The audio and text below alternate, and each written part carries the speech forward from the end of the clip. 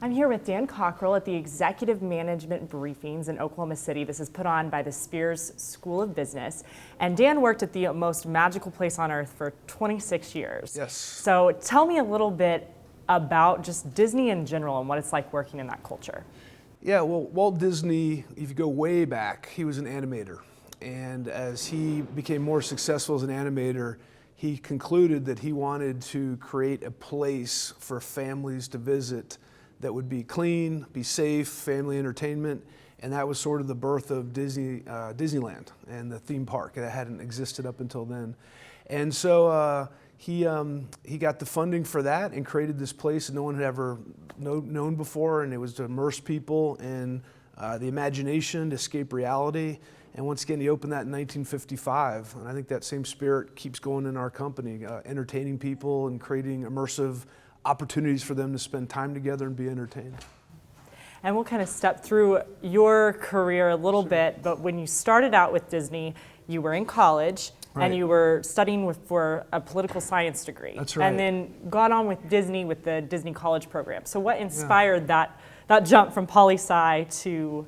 Well, I think the poli-sci was probably as good a liberal arts major as any other liberal arts major, so poli-sci was it. I had no idea why I wanted to do it. I was interested in learning about that, but I'd always been in leadership roles, playing sports. I had grown up working, and when I was in college, I waited tables.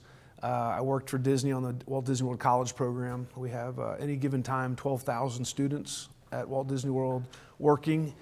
Studying, we do college credits for hospitality majors, and there's a living component to that. So it's a great way for us to get really talented, energetic people to work there on a temporary basis, and it's great for marketing. They can go back and spread the word about how great a company it was.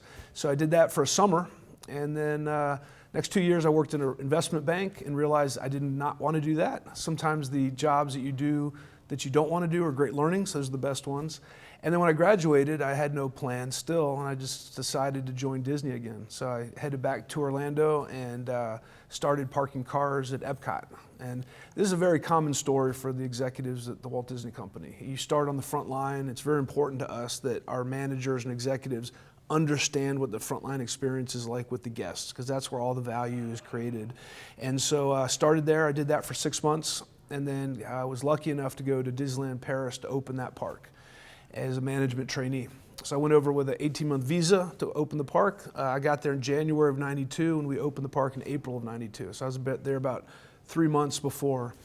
And we opened the gates on April 12th, '92, and it was just an adventure. I mean, I've never seen, we worked hard, and every opening is like that. It's like the paint's still drying when people are coming in the front gate.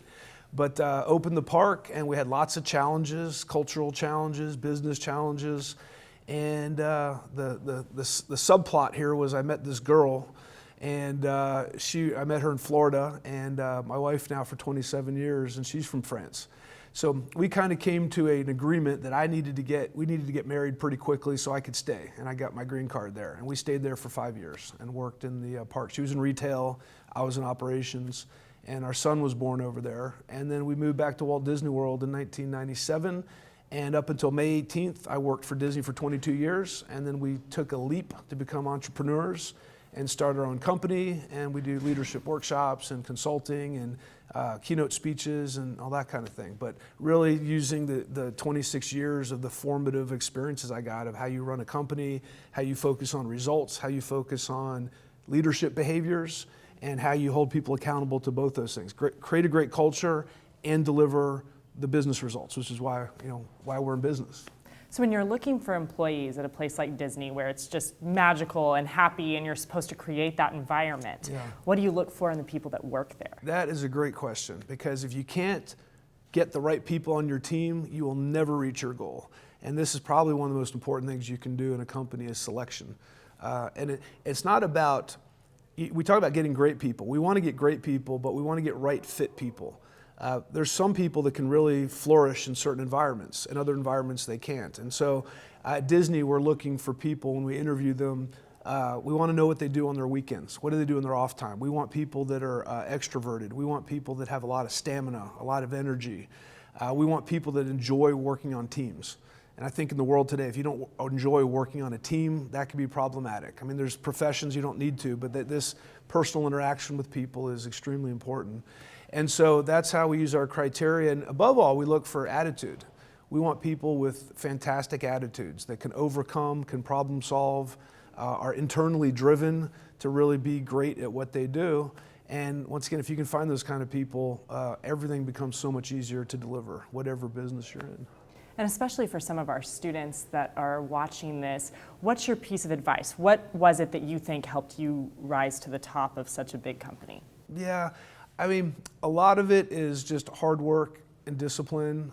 There's some luck there, because being in the right place at the right time when opportunities come is part of how it works.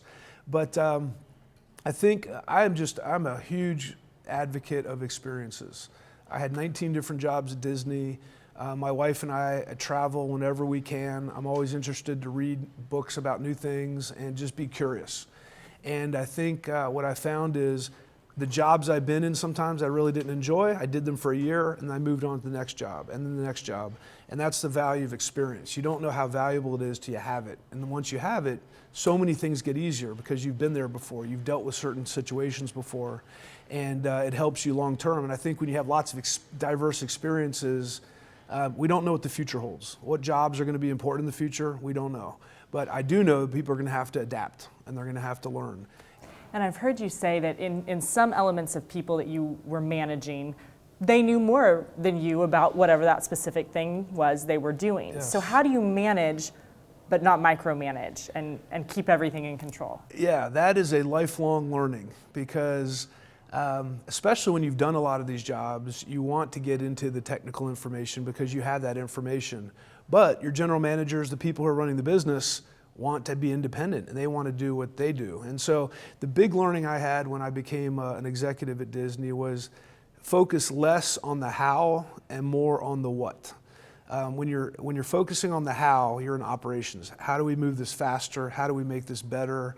How do we leverage our labor? It's always problem solving. And when you get to a certain level in an organization, you need to step back from the what, let your experts do what they do, and make sure you're giving them direction on what they should be focusing on. Because a lot of times we get so busy and we get our heads down, we forget about why we're working on certain things. And it turns out they're not value-added activities. We may be really happy at the end, oh, we did a great job, but then you look around and you say, well, nobody cares. The guest doesn't care, the employees don't care. So you really got to figure out and use your time wisely. Are you doing things that are important? Are you doing things that are really going to add value?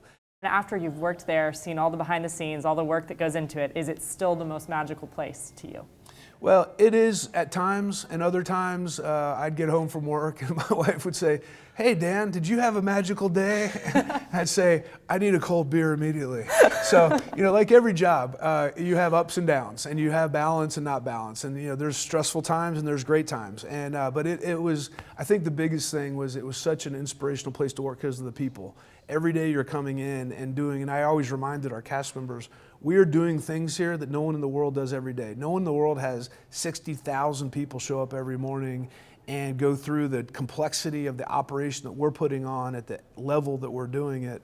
And once again, when you run an operation like that, you attract people who like that kind of pressure and have that kind of stamina, and it becomes this team effort. And so, yeah, there's days where I said, I love my job, and there's some days I went home and said, I do not like working here. And it's like I said, it's a career, and you just got to keep positive and keep moving forward.